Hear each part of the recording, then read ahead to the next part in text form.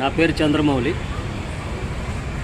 రాష్ట్రంలో అనేక సమస్యలు ఉన్నప్పటికీ కల్తీ లడ్డూ మీదే మొత్తం అంతా ఎజెండా తీసుకురావడం.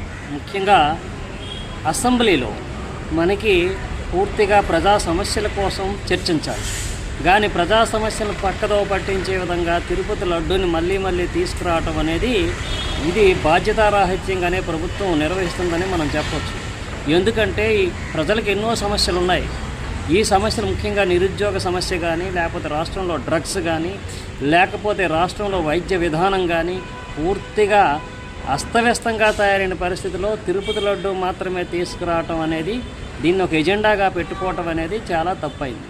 ఎందుకంటే ఇప్పుడు ఏదైతే నివేదికలు వచ్చాయో ఇందులోని జంతువుల కొవ్వు లేదు, లేకపోతే ఇంకేమి లేదు అని చెప్తున్నప్పుడు మొత్తానికి కల్తీ జరిగింది అని ఒక నివేదిక ఇచ్చినప్పుడు ఆ సదరు పర్సన్లకి అరెస్ట్ చేయాలి. ఎందుకంటే ప్రభుత్వానికి ఆ పవర్ ఉంది.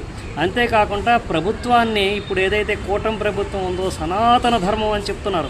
మరి సనాతన ధర్మంలో ఉన్న వాళ్ళు ఇంత తప్పు చేసే వాళ్ళని అరెస్ట్ చేయకుండా ప్రజలను రెచ్చగొట్టే విధంగా హిందూ మతంలో ఐక్యత లేదు అని ఒక డిప్యూటీ సీఎం పొజిషన్లో ఉన్న పవన్ కళ్యాణ్ గారు మాట్లాడడం అనేది మనకి ఒక పొలిటికల్కి ఏ విధంగా, మనకి ఒక పాలిటిక్స్ పర్సన్స్కి ఏ విధంగా భ్రష్టు పట్టిందనేది ఒక ఉదాహరణ మాత్రమే. ఎందుకంటే వాళ్ళు ప్రభుత్వంలో ఉన్నారు, తప్పు చేసే వాళ్ళని శిక్షించే అధికారం వాళ్ళకు ఉంది, ఇమీడియట్గా ఆర్డర్స్ పాస్ చేసే అధికారం ఉంది. అటువంటప్పుడు హిందూ మతం